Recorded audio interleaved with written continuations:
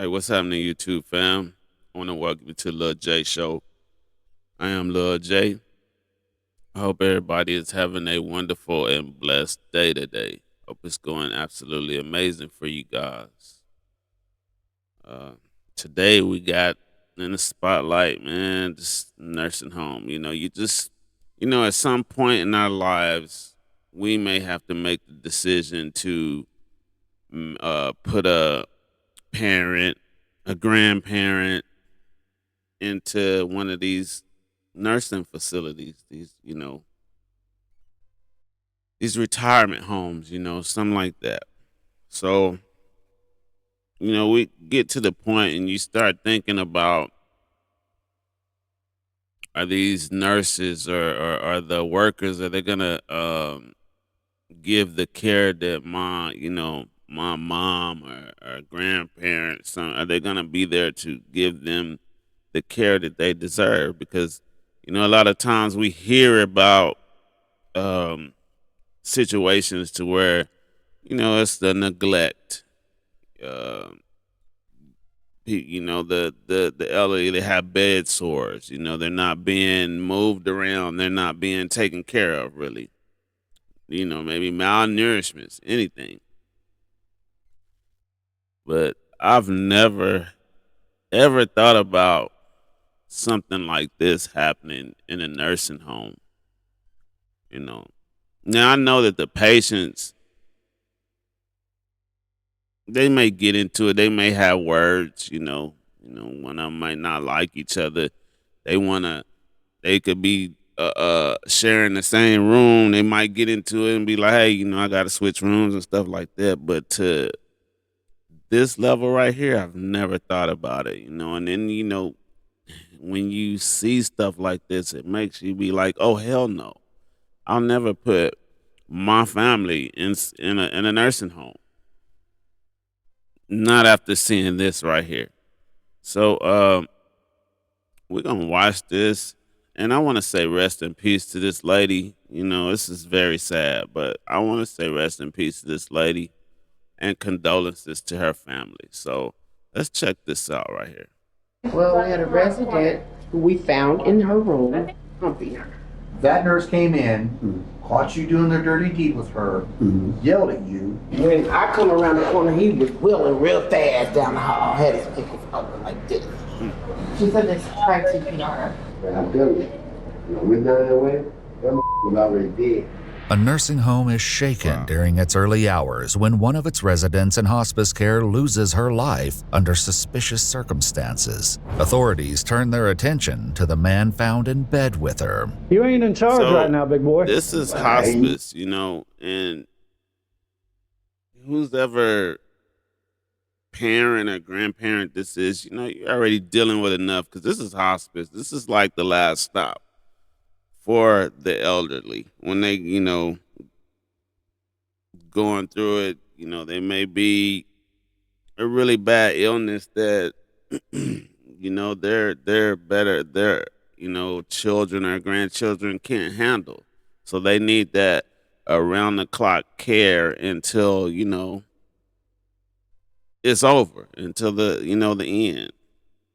So this is hospice, and you already worried about the situation. It's coming, and it's hurtful because it's coming, but it's nothing you can do about it.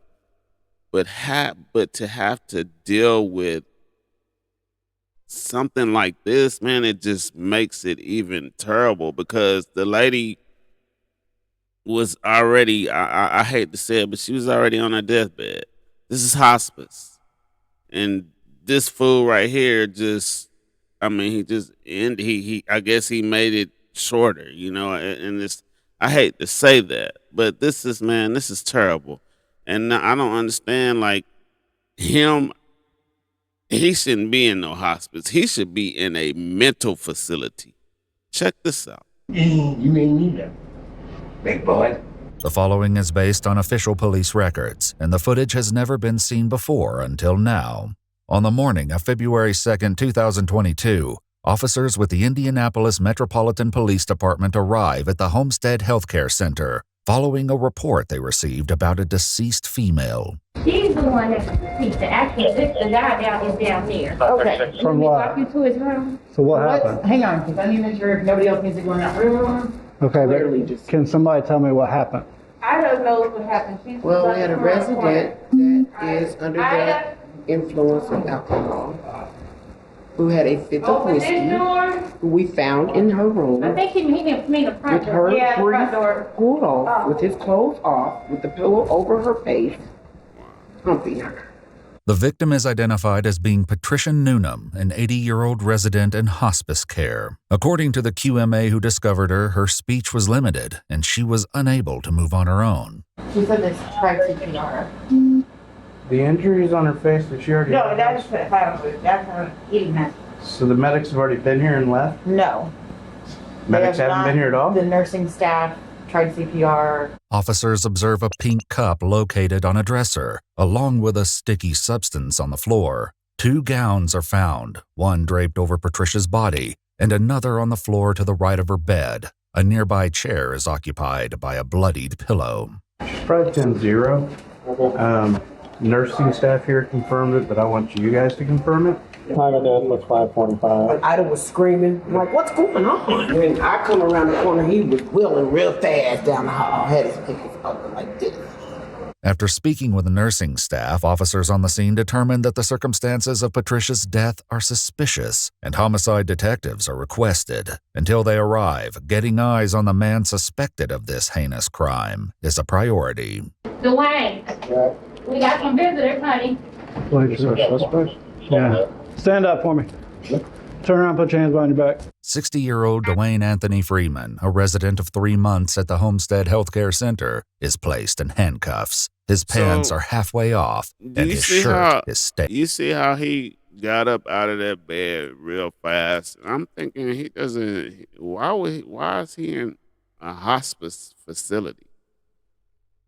It seems like he's still able to move around real good. You know, I'm thinking hospice is like for like really the ill, like that just really need the help, you know, and getting ready for that transition. You know, that's what I always thought hospice was. This guy's like moving around like he's still in good health and everything. So why would they have him in hospice? Brown. Have a seat. All right. Keep him covered. Why are you shaking your head? Okay.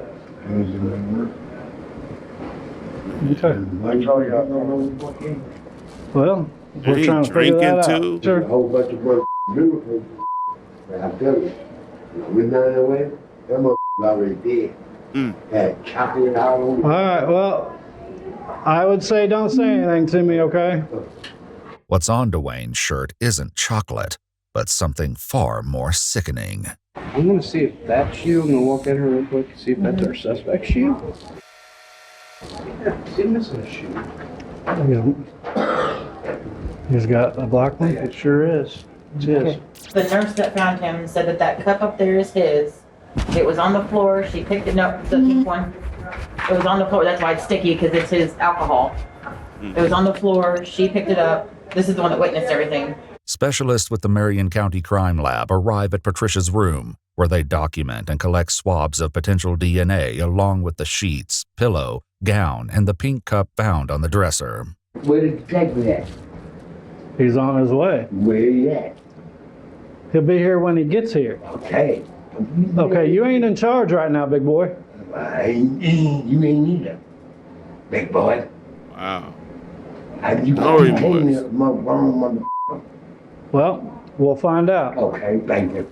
Dwayne's wish for police attention is granted as investigators photograph him and provide him with a fresh change of clothes, while his soiled ones are collected for the crime lab. Mr. Freeman, we're gonna take that other bottle of gin you had in here. We're gonna take that other bottle of gin you had in here. Right? Yeah, I'm gonna agree. Yeah, there we are. That's right there. According to a CNA, when she retrieved the bottle from Dwayne's trash and placed it in a bag, he became agitated, throwing a light against the wall. This prompted her to call the police because, as she put it, she wasn't going to fight a killer. As the crime lab turns their focus to Dwayne's room, He's relocated to a neighboring one while they conduct their investigation. It's right in here. The detective arrives to interview Dwayne. His account begins with a cry for help that he hears from a part of the healthcare center that he's not generally in. So before you heard her hollering for help, where was you at? I was coming down the hallway. I was just outside, smoke a cigarette. Hell. Remember? Yeah. He did was about that. I'm like, I can't hardly breathe. I said, okay.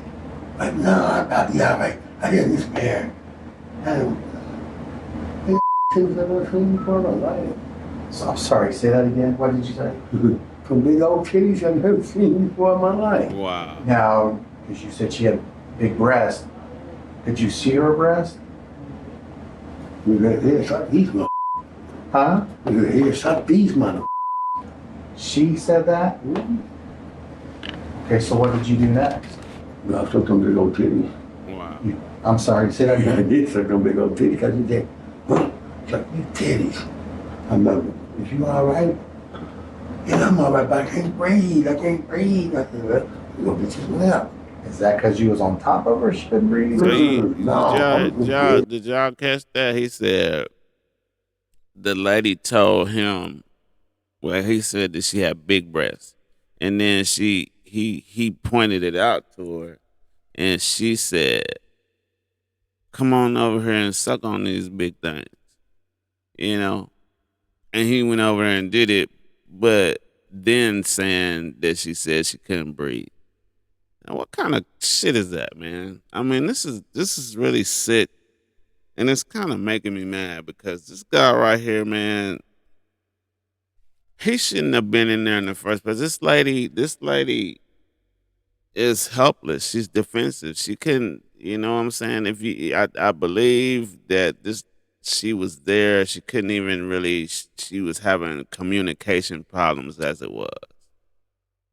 And I just think that this man right here took advantage of that. She did like that. That's when the nurse came in. I looked back in the hallway. I said, hey, I looked at her and then I looked back over there. I said, you like that. I said, you right now. I'm like shaking her. I said, yeah, here they come. What the hell are you doing in here for? I said, let the lady me up. So she can't breathe, and you offer to help. I mean, what was you going to do to help her? Well, I'm going to go outside and get her some help.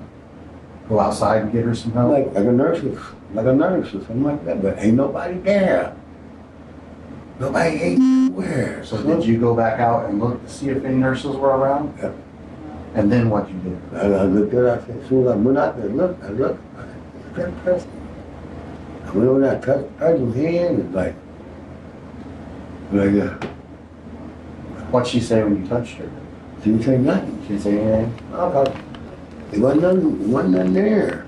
Dwayne's story includes a number of disturbing details, and they are only getting worse. So you sucked on her titties? Just like that. I said, man, you don't need some help. You go good number for it. I said, man, you don't need some help. So you did that before you went to get help? Okay, so how did you do that if she's wearing her gown? I think she had, I don't know, you tell me. I mean, I was like I said, I was kind of half drunk. listen, it's not illegal to be naked, okay? It's not illegal to have sex. None of that is illegal, you see what I'm saying? But I need to know if you did more than just suck on her breast. Now, because now I know, you're gonna have DNA on her breast, correct? So is there any other places that your body and her body touch? Because if there is, I need to know about that. Well, if you really want to know something, pull the pan down right here. Go ahead, put it through. That'll happen at the hospital. Okay. But what are you getting at? But she has some dark around her though. Where's the dark around what? Like she was bloody, kind of like. Where? By her genitals down there. A fuller picture of Dwayne's horrifying actions is painted. Patricia was found with her depend pulled to the side and ripped, with feces on her inner thigh. Both police and facility staff believe it's what Dwayne had on his clothes after he left Patricia in her undignified state. So you have that on you now, is that what you're saying? Okay. So did you try to have sex with her? No, he just, I'm here, and we met. I don't even know. I don't know. She wanted to know why you wasn't getting any. Dwayne has claimed extensive pillow talk from Patricia, a resident known for her limited speech. Now that Dwayne has spun his tale, the detective is about to unspin it. For her limited speech. So, how is she supposed to be conversating with him about all this, having this sexual talk, and she can barely speak herself? This is a sick individual, man. Why would he be in a place like this? I didn't choke her. You know, I didn't smother her. I didn't do none of that to her. I didn't, okay, now, you can't breathe and go get your snap. When I did, I looked at her. I came back. No, stop saying that, because I already know that's not true. Okay, well, And again, the way I want you to be truthful with I'm me. being truthful with you. You are up to a point where you start telling me some story about how you went out to look for a nurse. I did want to look for her because the lady said she can't breathe. Listen, that nurse came Well, in. no, no. I mean, look at this lady. Dwayne. In my mind, something Dwayne. went wrong with this one. Dwayne.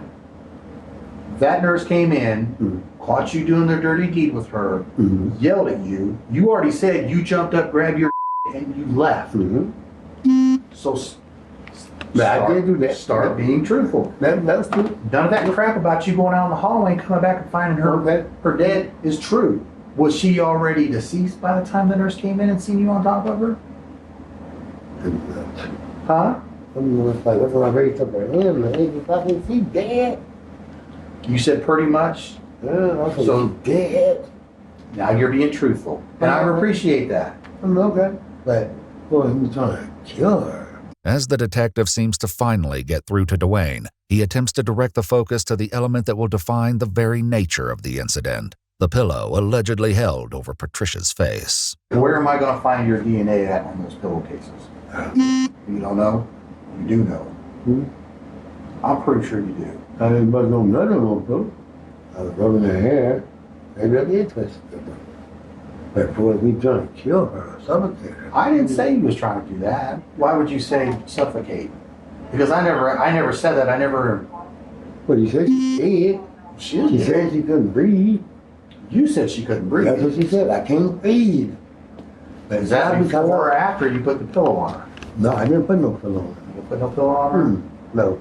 Well, Instead of taking responsibility for Patricia's death, Dwayne returns to his original story about seeking help. You all right?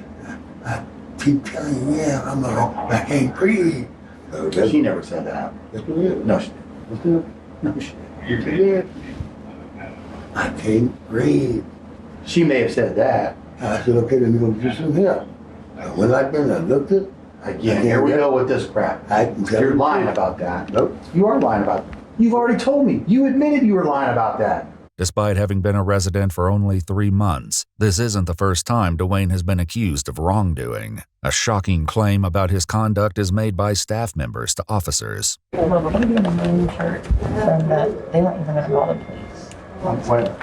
Say more. In the maroon shirt with the short hair, she said they weren't even going to call the police. No, this is his 3rd time violating a resident. Awesome. Okay. And that's why the delay, because she said that she walked in at 5 a.m. to this happening. 5 a.m. They've been told about him several times. Really? They wouldn't even call about it. They're not gonna try to brush this under the rug. I think everybody's just outraged with this place. Like nobody ever gets it down anymore. According to the CNA, Dwayne would talk provocatively to the staff and residents. Earlier that night, he was heard saying, "I'm going to get me a woman tonight. I'm going to get somebody tonight." I said, I got to go. I said, Spinny. And then you left there and came down here, took all your clothes off and climbed back in bed like no big deal. I had to go to sleep. You had to go to sleep. And you just grab your and come back down here and climb into bed because you're tired. You didn't hang around and say, hey, she's passed. I told her I think something wrong with her. Yeah. Well, what the hell are you doing to her? You didn't say any of that crap. You know what? If you're not gonna be honest with me, I'm not gonna sit here and waste my time. Okay, well, you ready? Let's go see the DNA. Huh? Let's go to SC Hospital. We're going. I got a call for a ride for you to come pick you up, take you down there. Okay. Can the gentleman take me outside so I can smoke? No. Dwayne was arrested and transported to Eskenazi Hospital for a sexual assault suspect exam to have his fingers, hands, and genitals swabbed for possible DNA. Patricia's autopsy confirmed that her cause of death was asphyxiation by smothering. Dwayne Anthony Freeman was charged with 2 counts of murder and 2 counts of rape. On June 8, 2023, Dwayne pleaded guilty to 1 murder and 1 rape count. Additional counts were dismissed as part of the plea agreement. On June 22, 2023, he was sentenced to 45 years on the murder count and 30 years on the rape count. This is crazy. You know, so I said I want to say rest in peace to this lady. You know, she's already going through enough. So was her family. You know, thinking that they were putting her in a nice, you know, safe place where she can, you know, I guess get ready for her transition. You know, just having a little bit of comfort knowing that she's in a place like that where she's gonna be well taken care of. And then you got psychos. They got psychos like this that I didn't see nothing was wrong with him. It just seems like he was mental. Why would he be in a hospice facility? You know, and another thing, where are all the nurses at and the CNAs and all this stuff? Where are they at when all this is going on? What are they doing? I mean, you know, I didn't think all of them took a break at one time. Like all of them should be in the break room or outside at one time. You know, somebody should be manning them hallways at all times because anything can happen. I mean, just not only this, but somebody could, you know, pass away, and then they got, you know, they're in that room and like gone on the other side, and nobody will know until one of these nurses decide, or CNAs or whatever they are, decide to go in there and do their little check. You know that I don't know. You think you putting your family member in a place that's safe, you know, and just kind of put your mind at ease, a little bit at ease. You know, it's always gonna be on your mind because you know that, you know, they're at the end, and you think you kind of put them in a place to where they can have the around the clock care, and stuff like this is happening. It makes you think about whether you want to do, or could you trust a place like this? Could you actually trust a place like this with your loved one? You know, it's just sad, man. It's very upsetting and it's very, very sad. You know, I don't even think that man should have been there. He should have been in a mental facility. This man is trying to have sex with this woman. Pulled her the pen to the side, ripped it up. I guess she had feces on her. Maybe she couldn't hardly get up, or maybe it took her a minute to get to the bathroom, and maybe, you know, something like that. But anyways, the nurses, they should have been checking on that too as well. But she has feces in her pen, and he's still trying to sleep with this woman. That is one sick individual right there. Very, very sick. Man, this is sad, man. This is just it's too much. And not only, I don't blame, I blame him. He's 100%. He smothered this woman. But the nurses, this is at 5 a.m. So you know all the big wigs and the bosses, they ain't there yet. But see, when they do get there, that's when everybody wants to be on their game, P's and Q's and stuff like that. But them dead hours,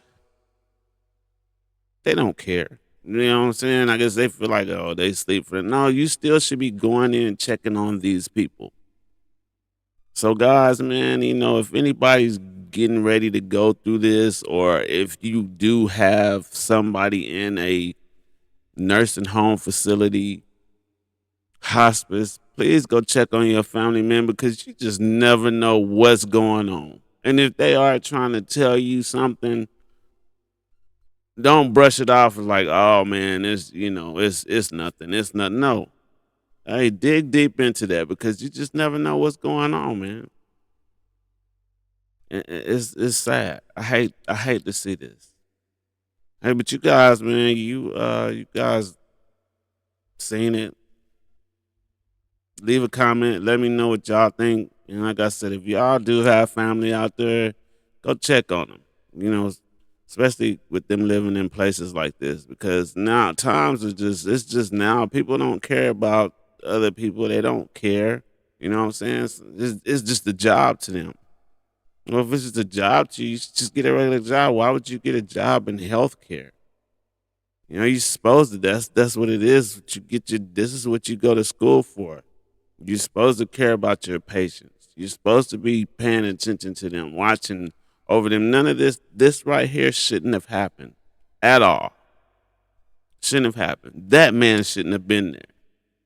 Not in a hospice place. I don't believe. It's the way he was walking and standing up and talking all smart to the officer and everything. He making up stories, lying, talking about he wanted to suck on titties, big titties. You know what I'm saying? Why would he be in a hospice place?